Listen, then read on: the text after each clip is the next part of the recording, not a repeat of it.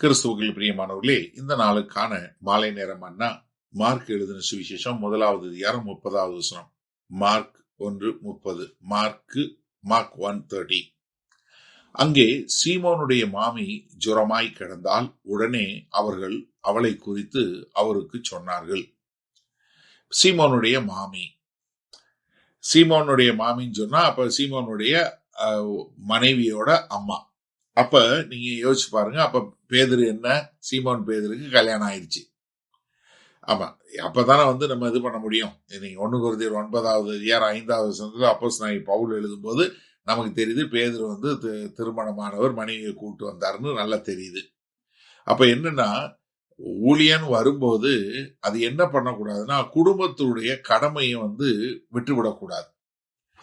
ஊழியமும் செய்யணும், குடும்பத்துக்கு கொடுக்கப்பட்ட ஒரு பொறுப்பு இருக்கு பாருங்க, அதையும் சரியா செய்யணும். ஏன்னா இயேசு கிறிஸ்து சீஷருடைய குடும்பத்தை குறித்த கரிசனை உள்ளவராய் இருக்கிறார். ஏன்னா நீங்க நல்லா தெரிஞ்சுக்கணும், இயேசு கிறிஸ்து குடும்பத்துல இருக்கிற மக்களை குடும்பத்தை விட்டு தனியா கூப்பிடுறது இல்ல, அங்க இருக்கிற இடத்துலதான் அவர் வர்றாரு. அப்ப என்னன்னா, கிறிஸ்துவுக்கு குடும்பம் ரொம்ப முக்கியம். இதுல என்னன்னா, நிறைய இங்க பார்க்கிறோம், என்ன, அவங்களுக்கு சுகம் இல்லை, அவங்களுக்கு ஜுரமாய் கிடந்தால். அப்ப ரொம்ப கொஞ்சம் சீரியஸான சுகம் இல்லாது, ஏன்னா அதாவது ஃபீவருங்கும் போது ரொம்ப ஒரு பயங்கரமான ஒரு காரியம். ஏன்னா அந்த நாட்கள்ல அது வாழ்வா சாவா என்று சொல்லக்கூடியது ரொம்ப காலமா இருக்கக்கூடிய ஒரு காரியம். அது மாத்திரமல்ல, அவங்களுக்கு ஒரு தீராத வியாதி மாதிரி இருக்குது. ஏன்னா லூக்கா அவரே ஒரு டாக்டர், அவர் எழுதும்போது என்ன சொல்றாரு, லூக்கா 4:38 சொல்லும் போது அது தீராத ஒரு பெரிய வியாதிங்கிற மாதிரி எழுதி இருக்கிறாரு. அப்ப என்னன்னா, இங்க சொல்லும் போது, அங்க உள்ள நுழையும் போது அங்க அவங்களுக்கு காய்ச்சல், அவங்களால தாங்க முடியாத ஒரு காரியம். இத கர்த்தர்கிட்ட சொல்றாங்க, அவர்கிட்ட சொல்றாங்க, உடனடியாக சொல்றாங்க. இயேசு கிறிஸ்து வீட்டுக்குள்ள நுழைஞ்ச உடனே அங்க ஒரு சுகமில்லாத ஒரு ஆளை பத்தி சொல்றாங்க. காரணம் என்ன, நீங்க யோசிச்சு பாருங்க. இப்போ அங்க ஜெபாலயத்துல அவர் என்ன பண்ணாரு, பிசாசு துரத்தினாரு. அவருடைய வல்லமை, அவருடைய அதிகாரத்தை எல்லாரும் பார்த்தாங்க. இப்ப வீட்டுக்குள்ள வந்த உடனே அவங்க என்ன பாக்குறாங்க, அவர் பொது வெளியில அவ்வளவு பண்ணாரு, ஆனா தனிப்பட்ட முறையில என்ன செய்வாருங்கிற காட்டிலும் தனிப்பட்ட முறையில அவரால் செய்ய முடியும் அப்படின்னு சொல்லி அங்க இருக்கிறவங்க என்ன விசுவாசிக்கிறாங்க, கர்த்தரால நம்முடைய தனிப்பட்ட தேவைகளை சந்திக்க முடியும் சொல்லி அவங்க முழுமையா நம்பி அவர்கிட்ட சொல்றாங்க. ஏன்னா அவங்களுக்கு என்ன புரிஞ்சது, இயேசு கிறிஸ்து குடும்பம் பாடுபடுவதையோ குடும்பம் சஃபர் பண்ணுவதையோ அவர் விரும்பாதவர், அவர் செய்வாரு என்று சொல்லக்கூடிய. அதனால அவர்கிட்ட என்ன சொல்றாங்க, ஆண்டவரே உங்க சோகம் இல்லாம இருக்கிறாங்க என்று சொல்லக்கூடிய காரியம். ஏன்னா யோவான் 11வது அதிகாரத்துல லாசரு சோகவீனமாய் இருந்து மரித்து போன போது அவங்க சொல்லி அனுப்புற செய்தி என்ன, ஆண்டவரே நீங்க நேசிக்கிற லாசரு சுகவீனமாய் இருக்கிறான் என்று சொல்லக்கூடியதா. அப்ப என்ன, இயேசு கிறிஸ்து தனிப்பட்ட முறையில உள்ள காரியத்தையும் பண்ணுவாரு, பொதுவான ஒரு காரியத்தையும் செய்வார் என்று சொல்லக்கூடிய ஒரு காரியத்தை நம்ம பார்க்கிறோம். சரி, இதனால இந்த வசனத்தை நம்ம எப்படி எடுத்துக்கொள்வது? அதாவது ஒரு குடும்பம் என்பது மிக மிக அவசியமான ஒரு காரியம். நான் பேதுரு குறித்து சொல்லும் போது, பேதுருவோட மாமி சோகமில்லாம இருந்தாங்க.